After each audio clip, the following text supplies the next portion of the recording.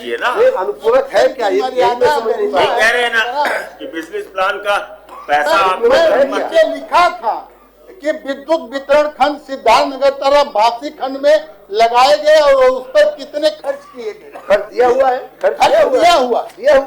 दिया हुआ। मेरा यह कहना है कि काम मरम्मत और बिजनेस प्लान के अंतर्गत होते हैं, विधायक निधि से होते हैं। तो मेरा केवल यही कहना है कि बिजनेस प्लान के नाम पर पैसा जो खर्च किया जाता है वो ट्रांसफार्मर जो है वो मरम्मत करके लगा दिए जाते हैं। माननीय सभापति स्टोर की जांच करा ले। माननीय सभापति जी, ये आप स्टोर की जांच करा दें, उसका पानी हो जाए। वो एक बड़ा व्यापक शब्द हो जाता है। मैं पुनः स्पष्ट करता हूँ, बिजनेस प्लान जो होता है उसकी कोई इतनी बारीक डिफाइंड कोई सीमा नहीं होती है। उसको जिस मद में खर्च करना हो, जिस जहाँ पे आवश्यक हो वहाँ खर्च करने के लिए हमारी वो व्यवस्था होती है। और इसलिए इस प्रकरण में जो पूछा आपने उसका जवाब दिया गया है, जो अपेक्षित था वही खर्च किया गया, इसमें कहीं कोई गुंजाइश नहीं। बैठिए देवेंद्र जी, हम उसमें कर लेंगे, त्रिपाठी जी हम उसमें देख लेंगे।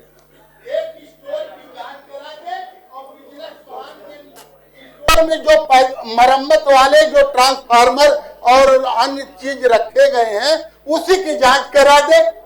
और वह केवल फालतू कागजी है खेल। आज माननीय सदस्य जांच शब्द लेकर के घर से आए, तो पहले बिजनेस प्लान में जांच का अवकाश नहीं है तो अब स्टोर की जांच करवा दो। अरे भाई, मैं आपने उत्तर दिया कि स्टोर फला जगह किया जाता है।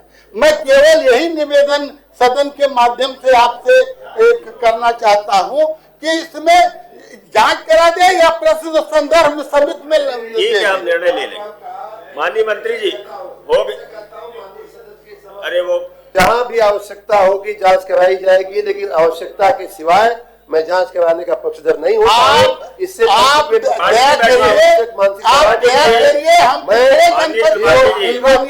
जीरो टॉलरेंस जनपद के रहने वाले हैं, आप जांच करें। आप एक किस्सा माननीय सदस्य आप एक किस्सा जान दिलाइए, हम जांच कराएंगे।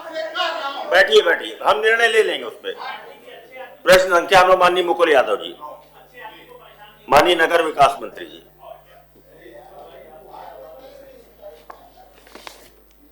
माननीय सभापति जी, उत्तर तो आ गया, कुछ पूछना हो मुकुल जी पूछ लिए, समय समाप्त हो रहा है।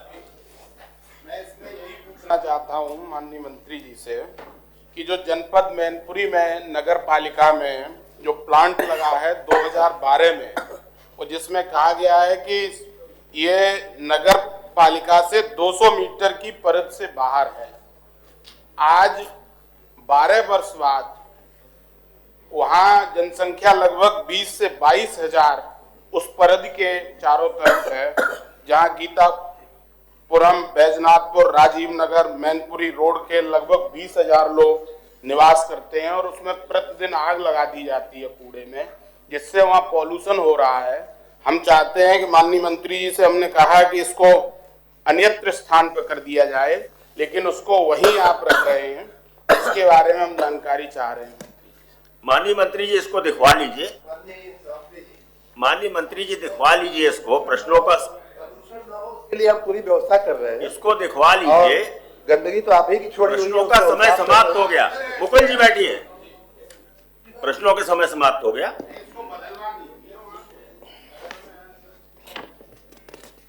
एक शोक संदेश है।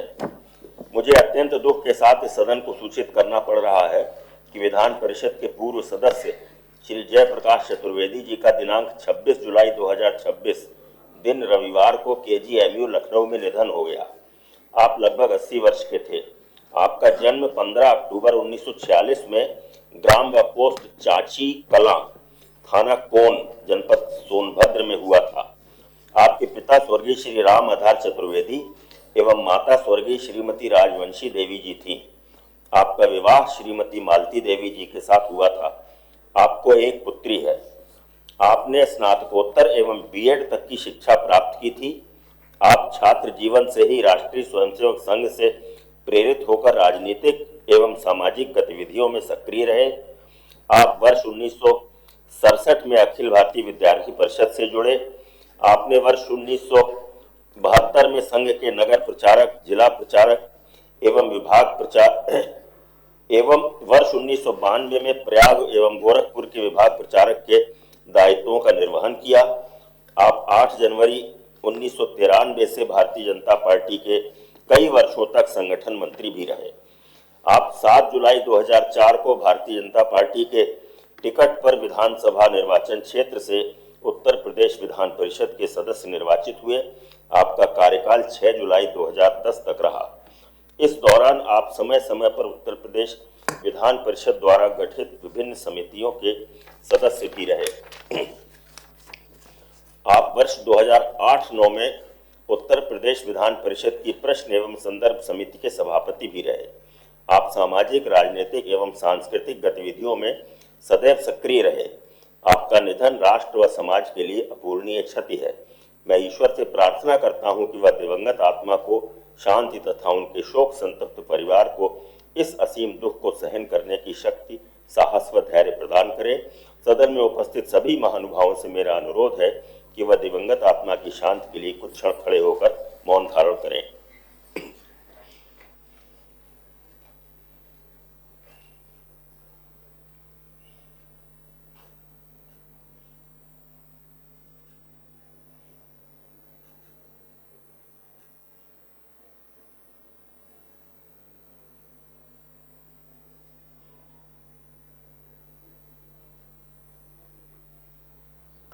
ओम शांति। अपना स्थान ग्रहण करें।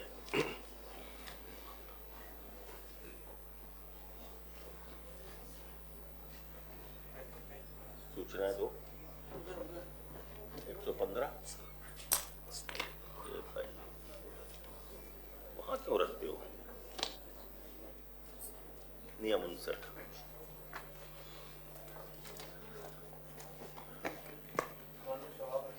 मानीलाल बैरी जी। यह व्यवस्था का प्रश्न है मान्यवर जो है कि माननीय मुख्यमंत्री जी के विवेकाधीन कोष से गरीबों के इलाज की व्यवस्था हुई थी और उसमें सरकार ने, माननीय मुख्यमंत्री जी ने जो है 50% जो आकलन आता था हॉस्पिटलों का, उसका 50% पैसा सरकार देती थी। लेकिन अब स्थिति यह है कि जो विपक्ष के सदस्य हैं, या तो उनके प्रार्थना पत्र को निरस्त कर दिया जा रहा है बिना किसी त्रुटि के, अस्वीकार कर दिया गया। मेरा 2 प्रार्थना पत्र अस्वीकार कर दिया गया, 10 प्रार्थना पत्र इनके अस्वीकार कर दिए गए, सिन्हा जी का भी अस्वीकार कर दिया गया, इनका भी। मानवर आज तक ऐसी व्यवस्थाएं नहीं हुआ करती थी। सरकार चाहे जिस किसी की हो, मरीज किसी के बांटे नहीं है, रोग किसी के पार्टी का नहीं होता है। इसमें एक समान व्यवस्था होनी चाहिए, लेकिन ऐसी व्यवस्था नहीं हो रही है। इसमें जो है गलत भावनाओं से जो है इसको देखा जा रहा है कि किसने लिख दिया। जिसके यहाँ जो नज़दीक होता है मानवर, जो बीमार होता है, जिसके नज़दीक जो प्रतिनिधित्व पाता है, उसी के यहाँ चला जाता है, वो उसको सद्भावना से लिख देता है। तो इस पर सरकार जो है। माननीय लाल बिहारी जी, आप ही कह रहे हैं विवेकाधीन कोष है। विवेकाधीन का मतलब होता है कि वो अपने विवेक से निर्णय लेते हैं। इसमें कोई नियम नहीं होता है। उनका विवेक है, वो जिसको देना चाहे दे, जिसको ना देना चाहे ना दे। तो विवेकाधीन कोष है। यही डिक्लेयर कर दें कि विपक्ष को एक पैसा नहीं डिक्लेयर कैसे कर दें और भाई? ये कौन सी बात है? सत्ता का जो मेंबर लिखेगा, ये कौन सी बात है? उसको जो है देंगे, जो विपक्ष का होगा। ये कौन सी बात है? विवेकाधीन कोष है। किसी को चाहे तो पूरा दे दे पैसा, किसी को चाहे आधा दे दे, जिसको जितना चाहे। 50% पर सबके लिए चलती थी। नहीं, और आज जो है पार्टी के आधार पर जो है पैसा स्वीकृत विवेकाधीन जा रहे हैं, ये गलत है।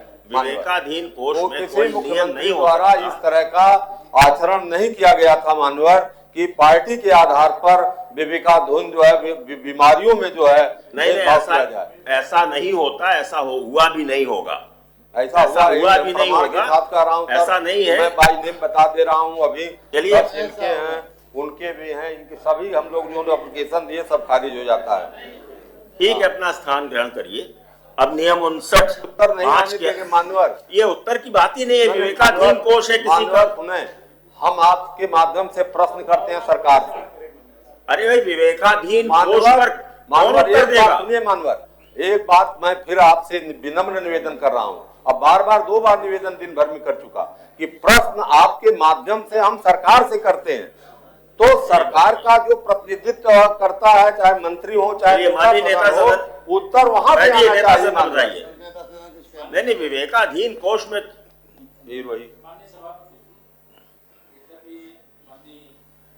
नेता प्रतिपक्ष जो विषय उठाए हैं, अब मैं ये नहीं कहूँगा कि वह पूरी तरह से असत्य है, लेकिन जब से आदरणीय योगी आदित्यनाथ जी के नेतृत्व में उत्तर प्रदेश में भारतीय जनता पार्टी एनडीए की सरकार बनी है, कोई भी सदस्य अगर किसी भी प्रकार का ऐसा जो एक नियमानुसार है, नियमानुसार मीन्स वह अस्पताल जो पैनल में है उन अस्पतालों का अगर एस्टिमेट लगा करके और जो पाने का हकदार है उसके लिए भेजा गया है तो उसको 100% भुगतान करने का काम किया गया।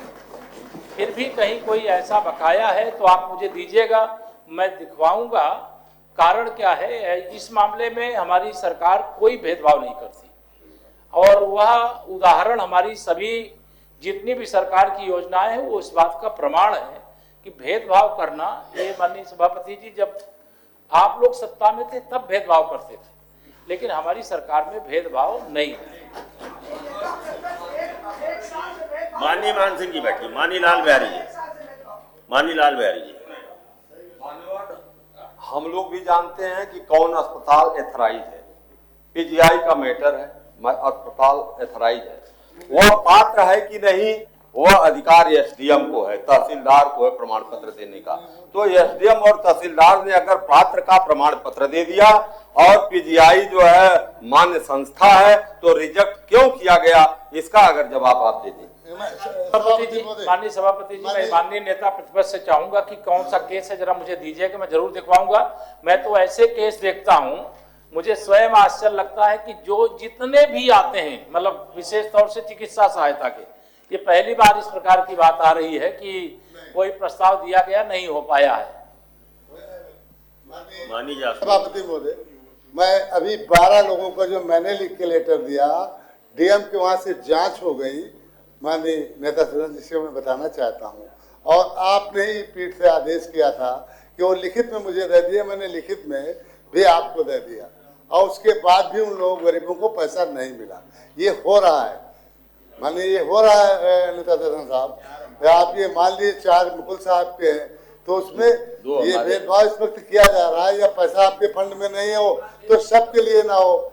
आप नेता सदन को अवगत करा दीजिए, इससे करा दिया गया। जब पीएम के वहां से सभापति महोदय जांच हो जाती है, उसके बाद जब रिपोर्ट लग जाती है तब तो टाइटल हो जाता है लेने का, और तभी वो होगा टाइटल जब वो ऑथराइज हॉस्पिटलों में, जैसा कि आपने बताया, उसी में वो जाता है पैसा। वो व्यक्ति विशेष को कह रहे हैं हमको दे दीजिए, हम दिखवा लेंगे, फिर मैं दे दूंगा आपको। लेकिन आप ये आदेश करने के लिए ये कह दीजिए कि मैं आज आदेश खड़े हैं, बैठिए। माननीय सभापति जी, ये आप कॉपी दे दीजिए, मैं प्रयास करूंगा कि सत्र के दौरान ही मैं उससे आपको अवगत करा। ठीक है। नियम 59(5) की सूचनाएं हैं। एक जयपाल सिंह व्यस्त जी ने दी है, एक विजय बहादुर पाठक जी ने दी है, एक मोहित बेनीवाल जी ने दी है। तो इसमें से हम विजय बहादुर पाठक जी की सूचना है, उत्तर प्रदेश के वाराणसी में स्थित प्राचीन व ऐतिहासिक बौद्ध स्थल सारनाथ को दिनांक 25 जुलाई 2026 को यूनेस्को विश्व धरोहर सूची में शामिल किए जाने पर बधाई संदेश। इसको स्वीकार करते हैं, इस सूचना को स्वीकार करते हैं। नियम 115 की सूचनाएं। पहली सूचना है डॉक्टर बाबूलाल तिवारी जी, पढ़िए। प्रदेश की स्वास्थ्य सेवाओं की रीढ़ मानी जाने वाली नर्सेस का निर्माण करने वाले नियमित ट्यूटर्स एवं असिस्टेंट प्रोफेसर की गंभीर समस्या की ओर आकर्षित कराना चाहता हूँ।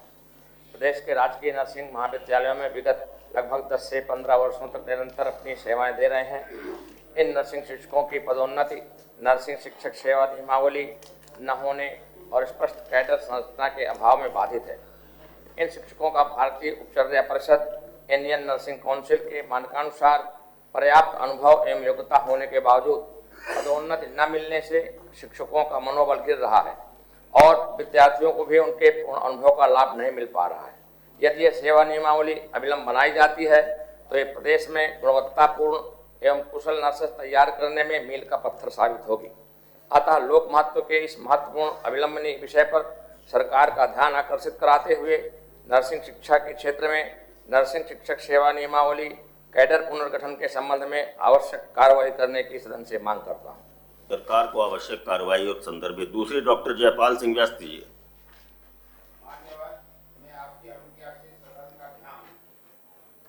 मुरादाबाद से बिजनौर तक स्टेट हाईवे जिसकी लंबाई लगभग 76 किलोमीटर 90 किलोमीटर है को 4 लेन किए जाने की मांग करता हूं, जिसकी नितांत आवश्यकता है। यह काम होने से जनपद मुरादाबाद, बिजनौर, अमरोहा तथा आसपास के अन्य ग्रामों के छोटे उद्योगों, व्यापारियों, ओडीओपी इकाइयों के व्यापार में वृद्धि होगी। वहीं कृषक अपनी उपजों फसलों को बड़े शहरों में आसानी से ले जा सकेंगे। उक्त स्टेट हाईवे 76 को 4 लेन का निर्माण हो जाने के पश्चात Moradabad, Bareilly, Muzaffarnagar, Saharanpur, Delhi national highway, Ganga express way एवं उत्तराखंड के देहरादून, नैनीताल तथा उत्तर प्रदेश के प्रमुख तीर्थ स्थलों अयोध्या, गोरखपुर, वाराणसी को कनेक्ट होने से क्षेत्रवासियों का आवागमन सुगम हो जाएगा। अस्तु लोक महत्व के सुनिश्चित विषय पर सदन का ध्यान आकर्षित करते हुए जनहित में जनपद मुरादाबाद के छजरेट से वाया नूरपुर से बिजनौर तक स्टेट हाईवे 76 जिसकी लंबाई लगभग 90 किलोमीटर है को 4 लेन बनाए जाने हेतु अविलंब सदन के माध्यम से आवश्यक कार्रवाई किए जाने की मांग करता हूं। सरकार को आवश्यक कार्रवाई हेतु संदर्भित। अगली श्रीमती वंदना वर्मा जी।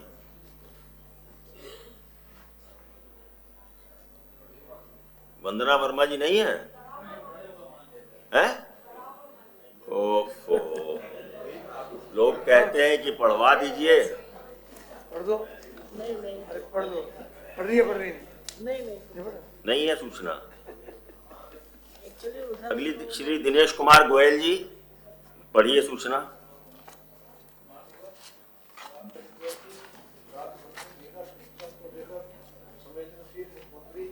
योगी आदित्यनाथ जी के नेतृत्व में चल रही सरकार लगातार प्रयत्नशील है। इसी क्रम में राज्य भर में लगभग 5000 बसों में करोड़ों रुपए खर्च करके पैनिक बटन लगाए गए थे, किंतु रखरखाव और देखभाल के अभाव में ये पैनिक बटन काम नहीं कर रहे हैं।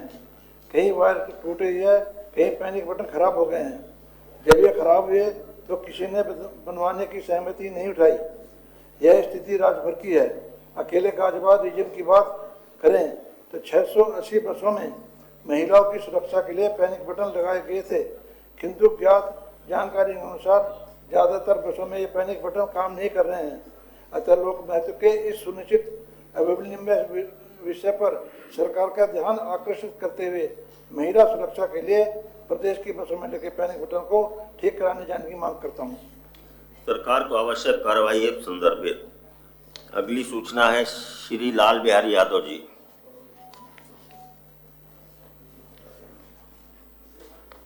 मान्यवर, मैं सदन का ध्यान जनपद अंबेडकर नगर के लोक निर्माण विभाग खंड में वित्तीय वर्ष 2024-25 में नवाड़ पोषित जिला मार्ग बसखारी जलालपुर सुरहोरपुर मार्ग लंबाई 18 किलोमीटर पर आकृष्ट कराना चाहता हूँ।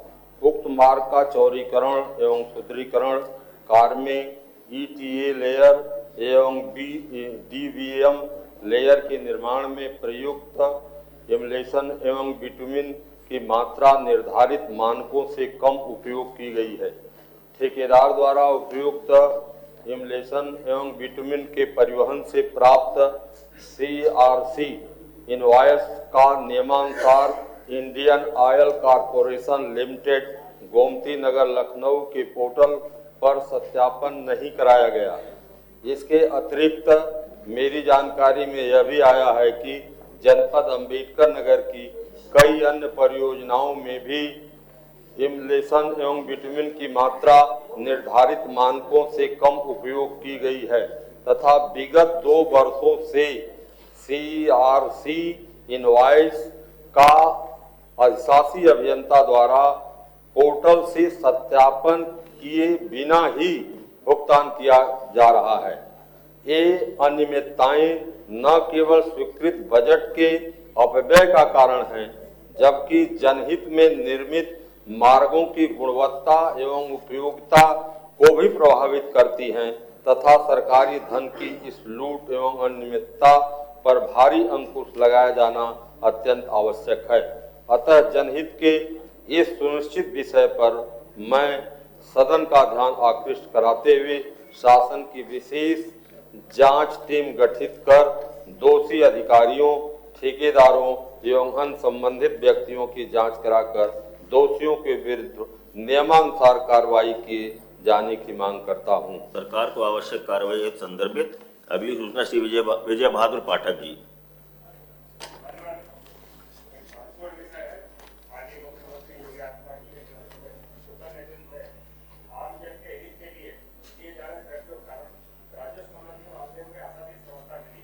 घरौनी का वितरण हो या भूमि संबंधी विवाद, संबंधित प्रकरण अधिकारियों के जवाबदेही तय करते हुए समाधान निकाले जा रहे हैं, किंतु प्रदेश के राजस्व न्यायालयों में लंबित वादों की स्थिति अभी भी गंभीर बनी हुई है। नामांतरण, बंटवारा, सीमांकन, कब्जा, बेदखली, सार्वजनिक संपत्तियों पर अवैध ढंग से कब्जे आदि से संबंधित वाद बड़ी संख्या में लंबित हैं। इन मामलों को समयबद्ध निस्तारण के निर्देश भी हैं, किंतु उप जिलाधिकारी, तहसीलदार, नायब तहसीलदार व अन्य अत्यधिक प्रशासनिक दायित्वों के का भार होने के कारण वर्षों से लंबित वादों के निस्तारण की गति मंद है, जिस कारण इसका प्रतिकूल प्रभाव किसानों गरीबों पर पड़ रहा है। वे अनावश्यक रूप से परेशान हो रहे हैं। कई बार भूमि संबंधी विवाद इस सीमा तक बढ़ जा रहे हैं कि वे कानून व्यवस्था तक के लिए चुनौती बन जा रहे हैं। अतः लोक महत्व के इस सुनिश्चित अविलंबनीय विषय पर सरकार का ध्यान आकृष्ट करते हुए प्रदेश में राजस्व न्यायालयों में लंबित वादों के समयबद्ध निस्तारण हेतु लोक अदालत की तर्ज पर राजस्व जन अदालत शुरू करने की ठोस कार्य योजना बनाई जाने की मांग करता हूँ। सरकार को आवश्यक कार्रवाई और संदर्भित अगली श्री ध्रुव कुमार त्रिपाठी जी।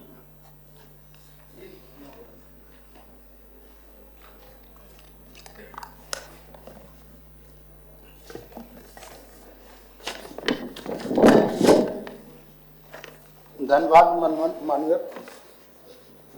प्रदेश में स्थापित 3 मंडल क्रमशः देवीपाटन, चित्रकूट और अलीगढ़ की स्थापना लगभग 2 दशक पूर्व किया गया था। स्थापना के ही समय से केवल माध्यमिक शिक्षा को छोड़ करके सारे विभागों के कार्यालय संचालित किए जा रहे हैं, लेकिन माध्यमिक शिक्षा के प्रति शासन का ध्यान न होने पर शिक्षकों में चर्चा का विषय बना हुआ। 3 मंडलों के अंतर्गत 1 दर्जन जनपद आते हैं। मंडल कार्यालयों पर आना जाना दुरूह इस तरह से हो गया कि सुदूर अंचल का अध्यापक सप्ताह भर पहले तैयारी करता है। हास्यास्पद स्थिति यह हो गई है कि बिना पदों के सृजन के अधिकारियों की नियुक्ति प्रभारी के रूप में कर दी गई और इनका कार्यालय उक्त मंडलों के मंडल कार्यालय पर न होकर के पूर्व के मंडल में ही स्थापित होकर के संचालित हो रहे हैं। छोटी छोटी समस्याओं के लिए इन शिक्षकों को जहां अधिक दौड़ भाग करनी पड़ती है, वहीं आर्थिक नुकसान भी होता है। परिणाम स्वरूप शासन द्वारा इस ओर ध्यान न देने के कारण शिक्षकों में सरकार के प्रति भारी रोष और असंतोष व्याप्त है। स्थिति गंभीर और चिंताजनक है। अतः इस अविलंबनीय और लोक महत्व के सुनिश्चित प्रश्न पर सदन के माध्यम से सरकार का ध्यान आकृष्ट करता हूँ। सरकार को आवश्यक कार्रवाई संदर्भित अब अगली सूचनाएं हैं। पहली है श्री सुभाष यदुवंश जी, श्री मुकेश शर्मा जी, श्रीमती वंदना वर्मा जी, इंजीनियर अवनीश कुमार सिंह, डॉक्टर मान सिंह यादव जी और श्री राज बहादुर सिंह चंदेल जी की। ये सूचनाएं बिना पढ़े सरकार को आवश्यक कार्रवाई संदर्भित करते हैं। नियम 105 की पहली सूचना है श्री लाल बिहारी यादव जी, श्री राजेंद्र चौधरी जी, श्री बलराम यादव जी, आशुतोष सिन्हा जी, किरण पाल कश्यप जी, डॉक्टर मान सिंह यादव जी, मोहम्मद जासमीर अंसारी जी, शाह आलम जी, मुकुल यादव जी, शाहनवाज खान जी। पढ़िए आशुतोष जी। वित्तीय अनियमितताओं और भ्रष्टाचार पर सदन का ध्यान आकृष्ट कराना चाहता हूं। मंदिर करोड़ों श्रद्धालुओं के आस्था का केंद्र है। श्रद्धालु अपनी श्रद्धा से मंदिर में चढ़ावा अर्पित करते हैं। मंदिर में भ्रष्टाचार एवं वित्तीय अनियमितता बेहद गंभीर विषय है। उदाहरण के लिए श्री राम जन्मभूमि मंदिर अयोध्या करोड़ों श्रद्धालुओं की आस्था और विश्वास और संस्कृति चेतना का प्रतीक है। मंदिर में आने वाले श्रद्धालु अपने श्रद्धा के अनुसार नगद धनराशि, स्वर्ण, रजत आभूषण एवं अन्य मूल्यवान वस्तुएं चढ़ावे के रूप में भगवान को अर्पित करते हैं। वर्तमान समय में श्री राम जन्मभूमि अयोध्या में चढ़ावे के संग्रह, गणना, लेखांकन, सुरक्षा एवं उपयोग की संपूर्ण व्यवस्था में गंभीर भ्रष्टाचार हुआ है, जिसके संबंध में श्री राम जन्मभूमि ट्रस्ट क्षेत्र